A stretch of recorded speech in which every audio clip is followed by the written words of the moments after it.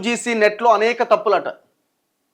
చాలా ప్రశ్నల్లో తప్పులు. గతంలోని ప్రశ్నలు పునరావృతమైనట్టు గుర్తించామన్న ఎన్టీఏ. ఇంగ్లీష్, కామర్స్, సోషియాలజీ పరీక్షలు రద్దయినాయట. వాటిని తిరిగి సెప్టెంబర్ 9, సెప్టెంబర్ 10 తేదీల్లో నిర్వహిస్తామని వెల్లడి. జూన్లో 87 సబ్జెక్టుల్లో పరీక్ష పెట్టిన ఎన్టీఏ, నేషనల్ టెస్టింగ్ ఏజెన్సీ 84 సబ్జెక్టుల కీలు విడుదల చేసిరట. వీటి ఫలితాలు షెడ్యూల్ ప్రకారమే ప్రకటిస్తామని వివరణ. సో యూజీసీ నెట్కి సంబంధించిన ఎగ్జామ్స్ మొత్తం అంత గందరగోళం అట. మరి ఏం ఎగ్జామ్స్ నిర్వహిస్తున్నారండి? ఏ ఎగ్జామ్ అన్నా చక్కగా నిర్వహిస్తున్నారా? స్టేట్ గవర్నమెంట్స్ అట్లే ఉన్నాయి, సెంట్రల్ గవర్నమెంట్ అట్లే ఉన్నది. యూజీసీ దేనికి పెడతారు? పిహెచ్డి ప్రవేశాలకు అండ్ అసిస్టెంట్ ప్రొఫెసర్ పోస్టులకు అర్హత కోసం నిర్వహించే యూజీసీ నెట్ పరీక్షల్లో భారీగా తప్పులు బయటపడ్డాయి. 3 సబ్జెక్టుల పరీక్షలు ఇంగ్లీష్, కామర్స్, సోషియాలజీలో సరిదిద్దలేని స్థాయిలో తప్పులున్నాయట. సరిదిద్దలేని స్థాయిలో. ఎవరు ప్రకటించారు? జాతీయ పరీక్షల సంస్థ ఎన్టీఏ ఆదివారం ప్రకటించింది. అంతేకాకుండా ఈ సబ్జెక్టుల్లో గత పరీక్షల్లో వచ్చిన చాలా ప్రశ్నలు ఆప్షన్లతో సహా యథాతథంగా వచ్చినాయట. కేవలం ప్రశ్నలు తొలగించడం, ఆప్షన్ల మార్పులకు అనుగుణంగా మార్కులు కేటాయించడం వంటి వాటికి అవకాశం లేని స్థాయిలో లోపాలు ఉన్నాయట.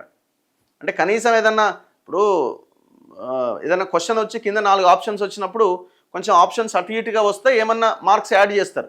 అసలు అట్లా కూడా అవకాశం లేని తప్పులు చేసిరట. దీంతో ఏం చేసిరు? ఈ 3 సబ్జెక్టుల పరీక్షలు రద్దు చేసి తిరిగి నిర్వహించాలని నిర్ణయించిరట.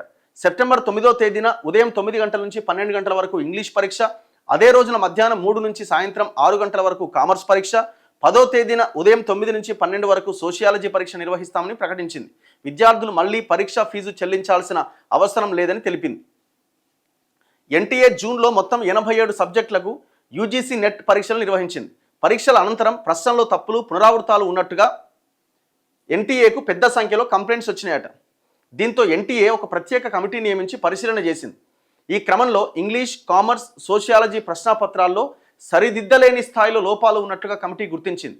ప్రముఖ వ్యక్తుల పేర్లు, పుస్తకాల పేర్లలో తప్పులు, అక్షర దోషాలు, వాక్యాల్లో గందరగోళం సృష్టించే విరామ చిహ్నాలు, సంబంధిత అంశాలతో ఏమాత్రం సంబంధం లేని పదాల వినియోగం, 2024 నాటి పరీక్షల్లోని పదుల కొద్దీ ప్రశ్నలు ఆప్షన్లతో సహా యథాతథంగా పునరావృతం కావడం వంటి లోపాలు ఉన్నట్టు తేల్చింది.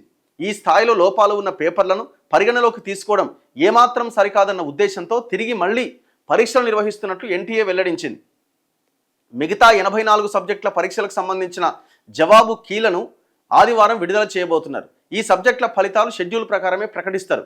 2024 జూన్లో ఎన్టీఏ నిర్వహించిన యూజీసీ నెట్ పరీక్షను అది జరిగిన మరునాడే రద్దు చేశారు. ప్రశ్నాపత్రాలు లీక్ అయి ఉండవచ్చన్న జాతీయ సైబర్ క్రైమ్ విభాగం హెచ్చరికలతో దాన్ని రద్దు చేసి మళ్ళీ పరీక్ష నిర్వహించారు. ఇది 2024లో. ఏది నిర్వహించారు చక్కగా? ఏ ఎగ్జామ్ అన్నా చక్కగా నిర్వహించిరా?